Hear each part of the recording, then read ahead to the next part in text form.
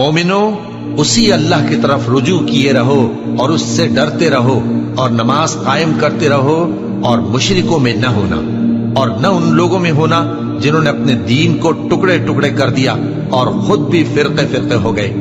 ہر فرقہ اسی میں مگن ہے جو اس کے پاس ہے، اور جب لوگوں کو تکلیف پہنچتی ہے تو اپنے پروردگار کو پکارتے ہیں، اسی کی طرف رجوع کرتے ہوئے پھر جب وہ ان کو اپنی رحمت کا مزہ چکھاتا ہے تو ایک فریق ان میں سے اپنے پروردگار کے ساتھ شرک کرنے لگتا ہے تاکہ جو ہم نے ان کو بخشا ہے اس کی ناشکری کرے۔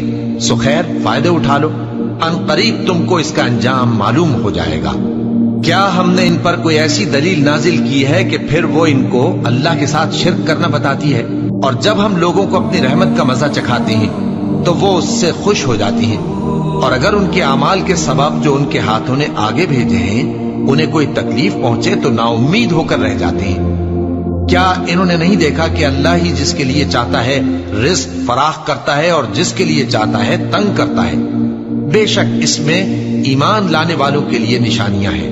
تو اہل قرابت اور محتاجوں اور مسافروں کو ان کا حق دیتے رہو۔ جو لوگ اللہ کی رضا کے طالب ہیں یہ ان کے حق میں بہتر ہے، اور یہی لوگ کامیابی حاصل کرنے والے ہیں۔ اور جو سود تم دیتے ہو کہ وہ لوگوں کے مال میں بڑھے تو اللہ کے نزدیک تو وہ بڑھتا بھی نہیں، اور جو تم زکوٰۃ دیتے ہو اللہ کی رضامندی طلب کرتے ہوئے تو وہ موجب برکت ہے، اور ایسے ہی لوگ اپنے مال کو کئی گنا کرنے والے ہیں۔ اللہ ہی تو ہے جس نے تم کو پیدا کیا، پھر اس نے تم کو رزق دیا، پھر وہ تمہیں موت دے گا، پھر زندہ کرے گا۔ بھلا تمہارے بنائے ہوئے شریکوں میں بھی کوئی ایسا ہے جو ان کاموں میں سے کچھ کر سکے؟ وہ پاک ہے اور اس کی شان ان کے شریکوں سے